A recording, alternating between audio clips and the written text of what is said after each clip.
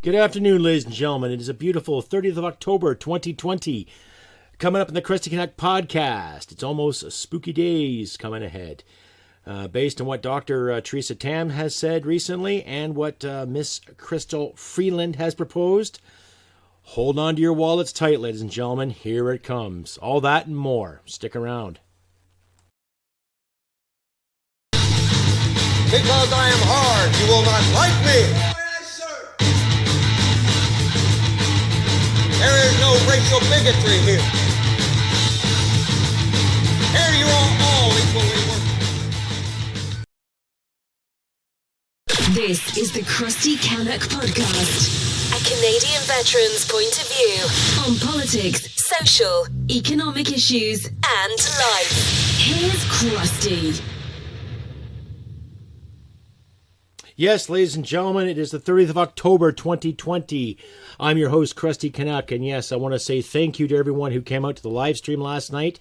Thank you very much, and to those people that contributed and donated, thank you once again. It's because of people like you that help me keep this podcast up and running. So, on to future endeavors, yes. So, as I mentioned in the title, Dr. Chrystia Tam's infinite wisdom, and of course, Chrystia Freeland's suggestion of borrowing more money. So, I'm going to start with Dr. Tam once again. So, of course, we all know about the beer bug, what's going on, what's happening with people, infections, wear your gloves, wear your masks, don't, social distancing, make sure you sanitize, all that good stuff, and yet businesses are being closed. Livelihoods are being compromised, and yet the federal government wants to take more money and borrow more money for the sake of helping. Why do I hear little Ralphie in the background saying, I'm helping? Yeah, okay, well, we'll start with Dr. Tam. Now, this is an article from Anthony Furey from the Toronto Sun, and I'll just read along here. Dr. Chrystia Tam has had a lot of ideas about how the latest social justice buzzwords apply to the pandemic, and very few ideas on how to get us out of this mess we're all in. One would think that the Chief Public Health Officer of Canada will use the latest installment of her annual report, released on this past Wednesday, to offer national guidance on the big questions Canadians are asking both each other and the experts about where we're headed with, the pandemic. Alas, page 86 of the report, From Risk to Resilience, an Equity Approach to COVID-19, does no such thing. Then again, wait for it. Then again, the subtitle is a dead giveaway that the focus is all about seeing the pandemic through the lens of academic progressivism. Yes, there are sections of ableism, ageism, intersectionality, and of course, fixation on race. There is hand-wringing all over the multiple intersection drivers of stigma and discrimination. Gee, I never knew that a virus or infection could discriminate. I had no idea. I thought the common cold everybody could get. I thought everyone can get the flu. I thought everyone can get diarrheas. But I guess this special brand of said pandemic is basically racial, according to what Anthony Furey is saying. Anyway, I digress. I carry on. There is rhapsodizing over how the structural determinants of health drive health inequities because they shape the ways that power, money, and resources are distributed in society, which provide individuals with greater or lesser ability to have control over their health. Oh my God. Don't worry, I read on, folks. This is just, I shake my head when I read this article. It's just fucking pitiful. The solution to these woes? No less than creating new ways of living and working, Tam and her colleagues propose stable housing, environmental sustainability, reducing stigma and discrimination, as well as a complete overhaul of the Canadian agriculture sector as the path forward. There are a couple of sections unpacking the latest developments in vaccines and serological testing, but they're boxed away from the main text to make it clear to any reader who might get excited and think they've finally discovered the meat and potatoes of the report, that these are in fact mere secondary concerns. As someone who's been privileged to be on the receiving end of correspondence from both regular Canadians as well as infectious disease experts, biologists, and COVID ward docs, I can't think of a single instance when anyone's concerns have echoed those laid out in Tam's activist report. So more or less, ladies and gentlemen, you can't put race to this issue. You can't put who's got money and who doesn't. Okay? So, ladies and gentlemen out there, we can do better than that. We know better than that. It's not a racial issue, for God's sakes. What people of all walks of life bring up are instead very visceral and immediate matters, torn both from the front pages and increasingly fractured daily lives.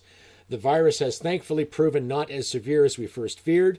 The number of hospitalizations and deaths are lower than the modeling predicted. Treatments have vastly improved. Meanwhile, we're learning that a vaccine likely won't be a one-and-done injection that completely eradicates the virus.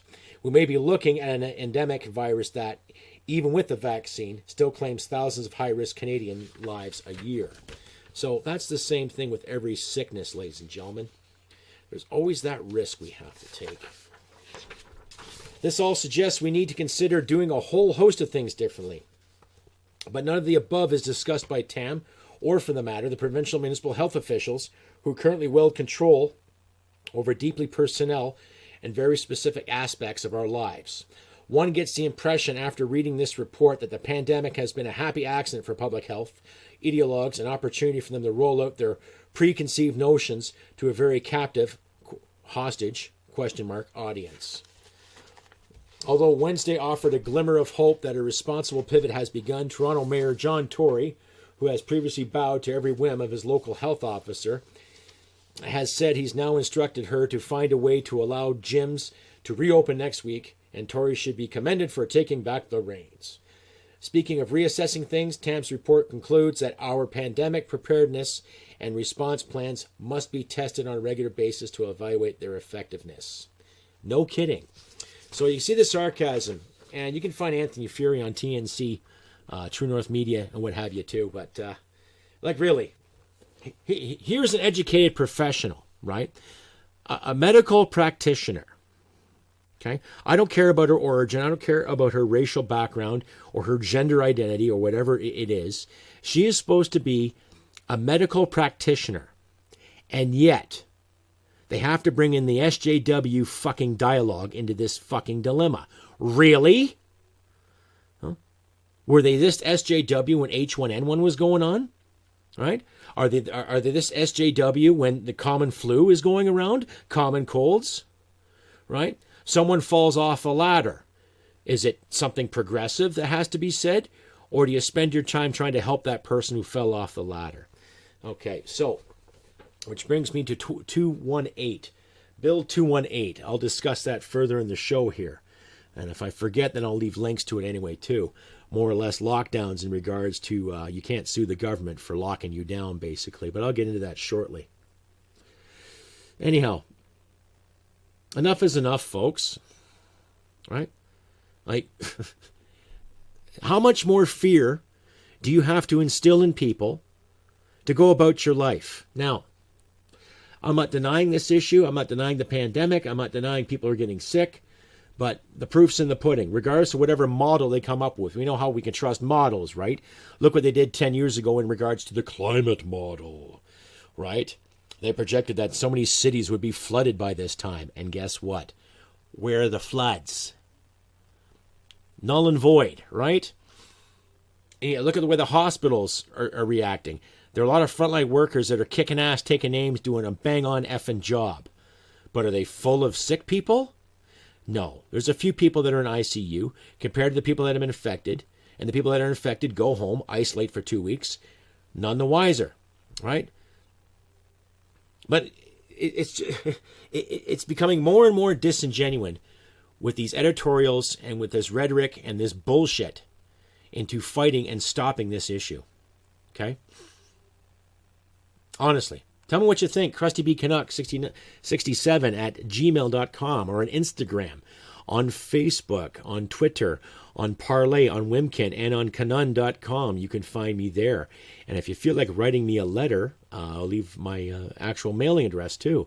By all means, I encourage it. It's nice to get something in the mail other than a bill or a reminder of how much money I might owe to said government office. Yes, so carrying on. Right. God, I don't know. I just get lost with this disingenuous bullshit. It's like every day we have to sit and listen to these clowns. And I don't, because it drives me up the effing wall, ladies and gentlemen. Now, every time they talk about this beer bug and issue after issue after issue, it's like, okay, I wash my hands. I'm hygienic, right? I try to eat right. I take vitamin D. I take zinc. I take vitamin C. This time of year, it's better to take some vitamin C pills and wait for some decent fruit. But even the markets are going up. Cost of living's going up. Right? Which brings me to the next point about how Miss Freeland, the pint-size you-know-what, see you next Tuesday, wanting to borrow more effing money. Great. You know, I don't know what to think. I don't know what to say other than wrong. You can't borrow your way into happiness. Right? You can't borrow your way out of debt. You're just creating more debt. You can't keep robbing Peter to pay Paul. We know this issue, right? Now, I haven't seen too many politicians stand up and really say, look, you can't borrow any more effing money, because it seems like every time you turn around, when one government official wants to investigate the next, they use fancy words like filibust and dogfuck and lie, cheat, and steal. And where else do we go from here, right? But now, based on some articles I'll post in my description, Miss Freeland wants to borrow more money. She even said to the world, we have to borrow more money to fix this problem, right? It goes up with the same mentality as Justin Trudeau and his sock logic. We carry the debt so Canadians don't have to. Well, who do you think's going to pay this debt back, right? You're already going to deal those poor bastards who are taking CERB and CEBA, right? And like I say, ladies and gentlemen, I am not disenfranchising anybody who has taken the CERB or the CEBA, by all means. But we both know tax time next fiscal year is not going to be that forgiving. We know that because it's always the middle class that gets dinged with taxes to carry a burden, to carry a debt for other clowns that are making $180,000 or more plus perks a year on our behalf. Anyway, here's a message from my sponsors. This is Brian Boucher, the new CEO of Canuck Gold Corp. We have gold at 99% purity with discounts ranging from $100 up to $200 off the ounce. This is the right place to buy, from 2-gram cards to 400-ounce bricks. We have any quantity of gold you are looking for. We also sell by the ton, not like your ex-wife. Visit us today at canudgold.com, CANUND gold.com. 2015, Lindsay Robbins, like many of her fellow Canadians, was struggling with the turmoil of mental illness. The ups and downs of what she was going through was shaping her realities, and she longed for structure. As luck would have it, that structure presented itself to her in the form of gardening. And through gardening, Lindsay had an awakening that led her to create Produce for Heroes. Lindsay realized that our veterans were going through their own mental struggles, and through her own experience, she realized the power of community. By desiring to help the way that she had been helped, she has created a program that provides relief to veterans. Her food program, which aims to provide veterans and their families relief from the stresses of food insecurity and help alleviate the cost of living for those that have sacrificed so much for their country. Whether it's through directly contacting Produce for Heroes or through a friend's referral, all veterans and their families living in Canada are welcome. By shining a light on the struggle of veterans and their families, Lindsay is hoping to get her fellow Canadians to hop on board and support Produce for Heroes and our great veterans. If you or a veteran you know needs help, ProduceForHeroes.com is a great place to start. That's right, ladies and gentlemen. Check out the fine gentleman at CanunGold.com. Talk to Scott or Brian and give Lindsay a shout there. Links will be in the description. She basically started that business from ground up, and she does wonderful things for veterans in her area. So give them a shout. So carrying on with Mr. Pint Size or Miss Pint Size, see you next Tuesday, and her infinite wisdom. Now, again, you've heard me ramble on about these politicians with mediocre qualifications to call the shots. So let's look at Miss Freeland's background again. Yes, she's got a PhD, I think, in literature, and she has a business journalism background, which she actually studied in a former Soviet bloc country to obtain. So that speaks for itself. Now, I'm not saying she's a communist. Who knows? But we know the whole Liberal cabinet is very, very affectionate towards the CCP. Yes, the Communist Party of China. Pardon my abbreviation there. And if you heard some clicking in the adverts, sorry, I had some technical issues. I got a phone call in the process I was recording, so I had to stop and restart everything again. So my apologies for the technical difficulties, ladies and gentlemen. But again, it goes to prove that we have a cabinet of unqualified individuals calling the shots, thinking they're doing us a favor by borrowing more money, even though the Bank of Canada's interest rate is at low. Who knows when it'll skyrocket again, right? Now, I had some debates with some individuals on one of my Facebook pages in regards to who'd be a great government, NDP or Liberal. And I can honestly say the NDPs don't have a clue. Liberals don't have a clue. The past 5 years, they've proven that, right? Would Conservatives do any better? I don't know. But I can tell you this right now, there's a few Conservative politicians that are fighting for us that wouldn't be doing the blame Harper thing or the blame Justin Trudeau thing. They'd probably grab life by the balls, get something done, cut where it has to be cut to get our economy back in order again. Now, here's some suggestions I have. Let's not borrow any money. In fact, how about the government takes a pay cut? There's a novel idea. Ooh, wow, look at that. How about to the tune of 60 grand a piece, right? Because twice they have voted in for a pay raise since 2016. The first one was 2016. Of course, Justin proposed it to bribe off his officials so he wouldn't get any kind of resistance, right? And of course, they did it again back once this issue started looming, right? A pay raise, pay raise, pay raise. Where's the Canadian taxpayers' pay raise? Right? No more can you go along, Canadian government, and sit there and say, oh, well, we'll promise you a kiss and a tax rebate. Doesn't work that way. You're not dealing with teenage boys and girls here. You're dealing with working class Canadians. You're dealing with Canadians that have paid their fair taxes for a very effing long time. And those individuals that have worked and built businesses and built franchises and built family heirlooms and destroyed in the name of safety and panic. For what? So here's a suggestion. Open up the stores, open up the shops, get the economy going again. Get people to start spending their currency again. Stop with the fear. Stop with the fear mongering, because you're getting more and more doctors, even in Europe, standing up and saying enough is enough. Hell, even the WHO, the most corrupt health unit on the planet, has even said no more lockdowns. What are you doing, though? You're still promoting it. Right? Miss Freeland, oh, Mr. Speaker, Mr. Speaker, Mr. Speaker, in her condescending fucking tone. Every time that woman speaks, and it's not sexist to criticize her.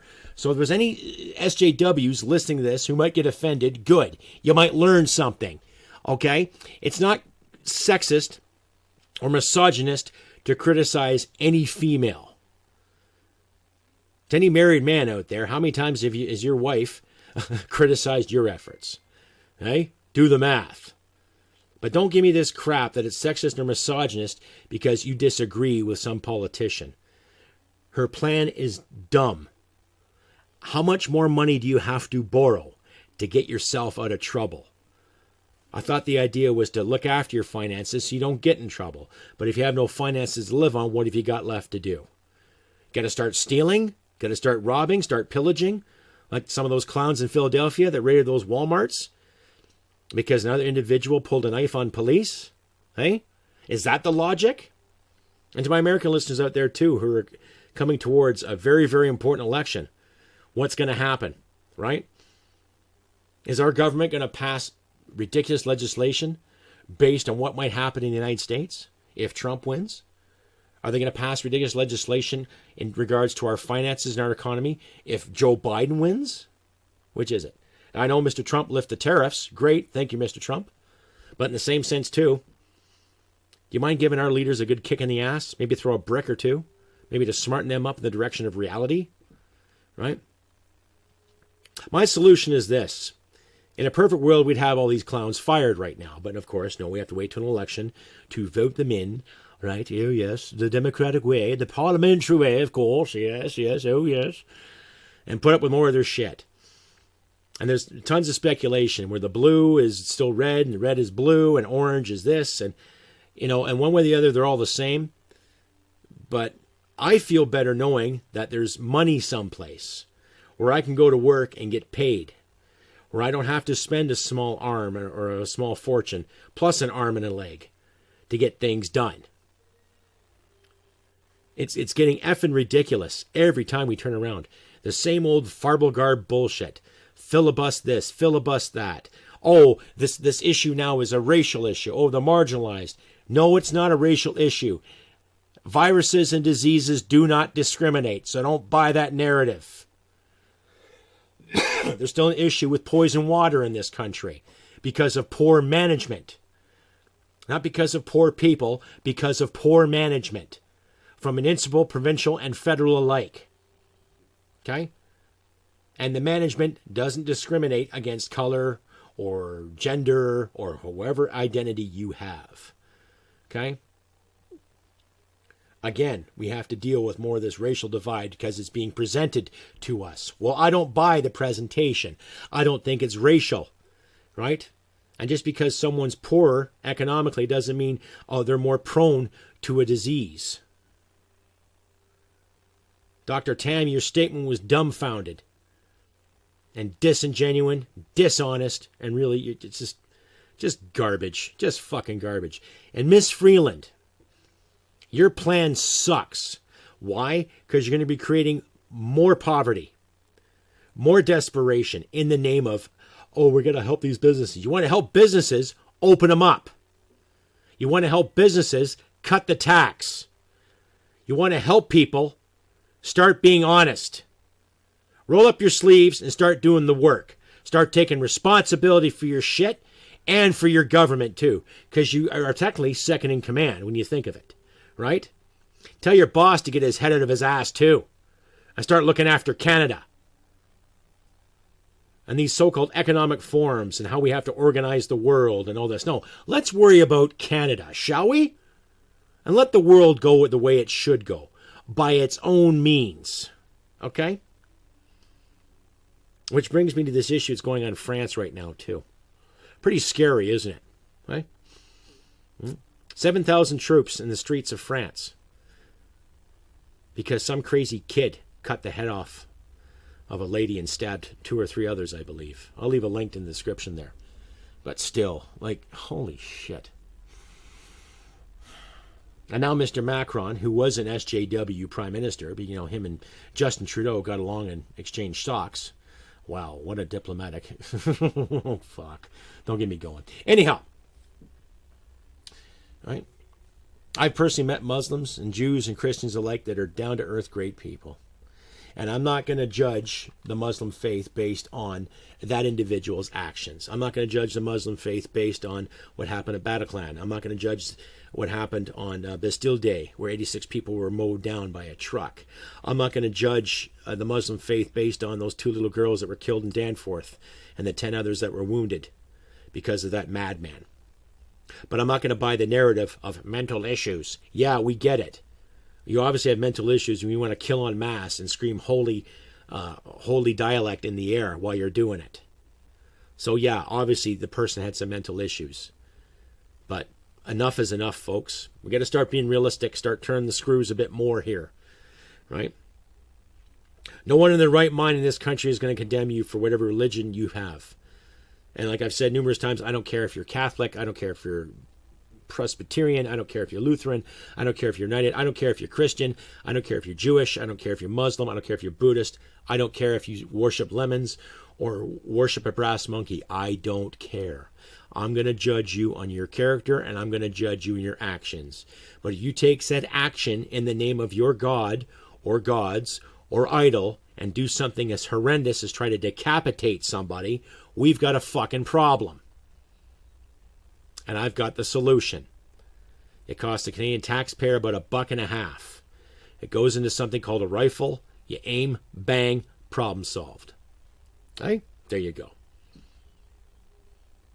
Sorry for being blunt, but not sorry for finding a solution. What do you folks say? Reach me at crustybcanuck67@gmail.com, or you can find me on Facebook, Instagram. Get my Wimkin, Canon.com. You can also find me in Parlay and Twitter alike. And I'll leave my writing address too in the description. So if you feel like writing me a nice card or a letter or sending me some happy swagger, by all means. And speaking of swagger, please pay attention to my store. Today is the last day of 20% off of all my merchandise.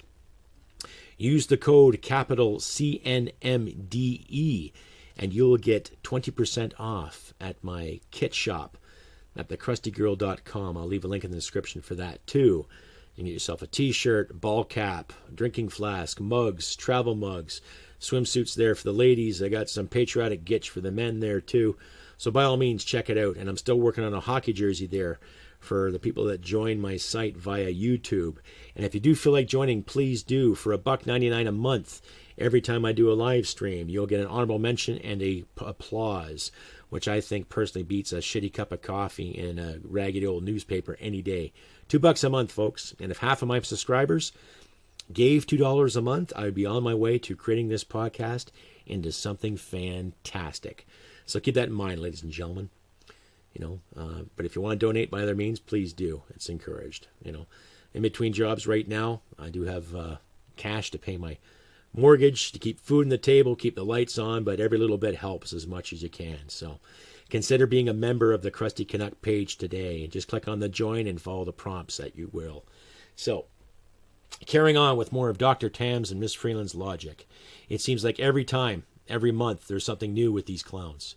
Doesn't matter if it's Dr. Tam or Freeland or Haydu or Justin or Morneau. And oh yeah, another news too. Mr. Morneau has been deemed cleared for taking the $41,000 from the WE charity.